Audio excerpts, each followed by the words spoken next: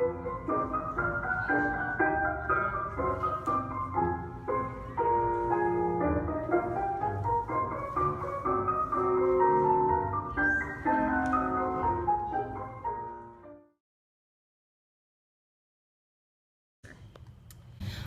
think there's a lot of things that go into that. One is like musicality, coordination, just kind of how they're able to bring their soul forward into their dancing. I think attention to music is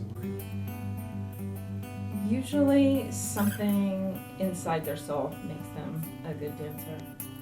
I think wanting to be a good dancer, wanting to take classes and to work on your technique, and wanting to watch a lot of videos, and just if you put in the effort and if you try and if you really, really like it, I think that the definition of good comes with the love that you have for the art form. In general terms, you should have a reasonably flexible body and proportional muscle strength, meaning Dancers should be long, lean, thin, have really nice feet, really good turnout. I think the perfect dance body is athletic. As a dancer, you're an athlete, and you have to be able to have the endurance and the stamina to get through a 1 hour, maybe 2 hour performance. But by athletic, I think that has a lot of range. It's not necessarily one type of body, it's just being able to go through the whole performance and to be able to do the rehearsals. And you might feel out of breath, and that's okay, but your body needs to be able to support what you do. Yeah, I think that's like one of the hardest parts about growing up and being a dancer is that it feels like nobody thinks their body type's perfect. I'd like to say no, but I know the answer is yes. I just didn't feel as comfortable in the body type I was doing what I was doing, because dance is a very, you have to be comfortable with your body to do the things in dance that require athleticism and grace and strength, and I didn't feel comfortable in my own skin at the time. And so I felt as if I conditioned myself more towards what it is to be a fit performer on the performance track, on the musical theater track, on the dancer track. I would feel more at ease with the dance. I have felt pressure to conform to a thin standard. Absolutely. When I was on scholarship at the Joffrey Ballet School, it wasn't necessarily something, I think it's something that women do to each other. It had nothing to do with what was coming from the top down, so to speak. It had nothing to do with what teachers were saying.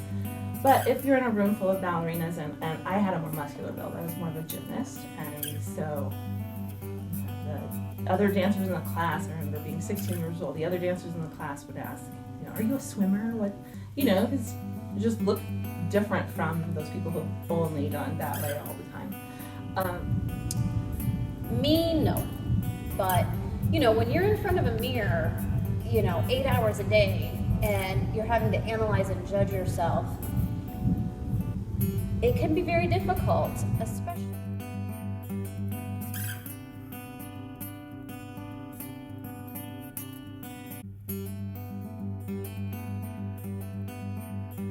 There is a lot of not just eating disorders or disordered eating and dancing, but food-related stress, so that anytime the female athlete eats, it's stressful for her because she's constantly worried about her weight.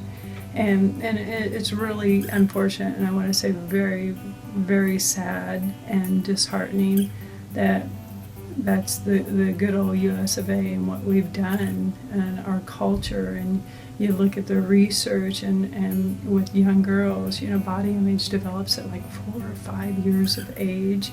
And according to that family dynamic and what you're exposed to in the mentoring and young girls watching their parents or siblings, all of that plays a role. And it's interesting because there's research studies where these young girls and these teenagers, after they watch these movies or soap operas that idolize these thin body types, or look at these magazines that idolize these thin body types, their self-perception, their body image, their body satisfaction immediately is rated lower. Personalities in the psychologically and physically pressured environment of the ballet world are linked with developing an eating disorder.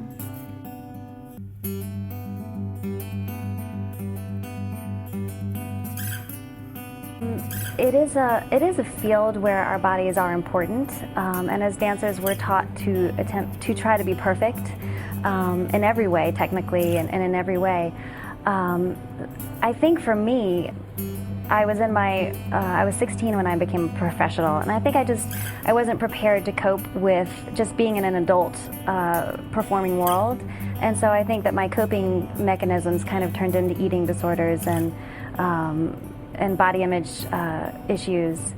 So for me, I think it was more of just an inability to cope, really. So when you see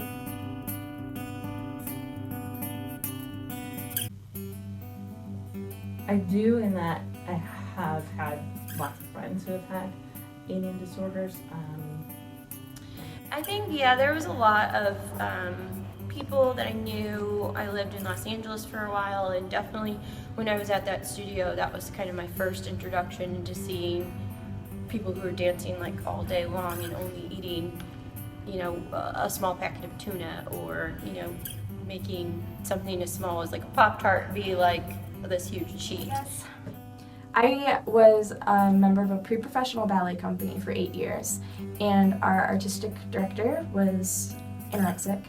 And before our rehearsals every Saturday and Sunday, she would talk to us, especially around the holidays, about what to eat and what not to eat, and what a good dancer looks like. And I witnessed a lot of my friends go through eating disorders because of this. What I've observed in my friends is that these people are really, really smart, intelligent women who want to have control of their bodies. They want to have control of what they're doing with their bodies, and that sometimes just flips a switch and they go too far with it. I would say that it's never worth your unhappiness. One, get help, because you don't have to go through it alone. You don't have to, there's lots of resources out there, and trust yourself, know that you're enough just the way you are, and that if you train your body properly, it's going to do what it needs to do in order to give you the kind of career you need, and you're going to work with a type of people who accept you for who you are. There's a place for everybody. I think there's a place for literally every shape, every body in our dance world today. I think if you don't see one, then make one for yourself. You to seek counseling, sooner the better. The problem is that a lot of times it starts when a child is 12, going through puberty, and it's really up to the parent to really monitor and make sure that you're giving the child healthy food that can be fuel for their bodies. I would first start by being really honest with yourself, and maybe accepting that your body isn't what you want it to be. And that's okay, but then you have to ask yourself why. And if that reason is coming from someone else, I would advise someone to think really hard why they're letting that other person have such a big effect on them.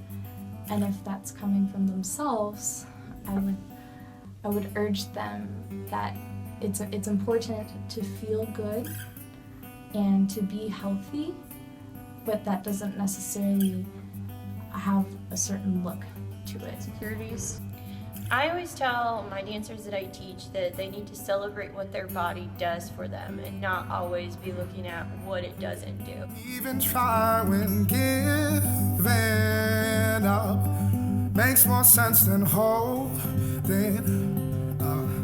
The walls are falling down, the roof is caving in on this house. making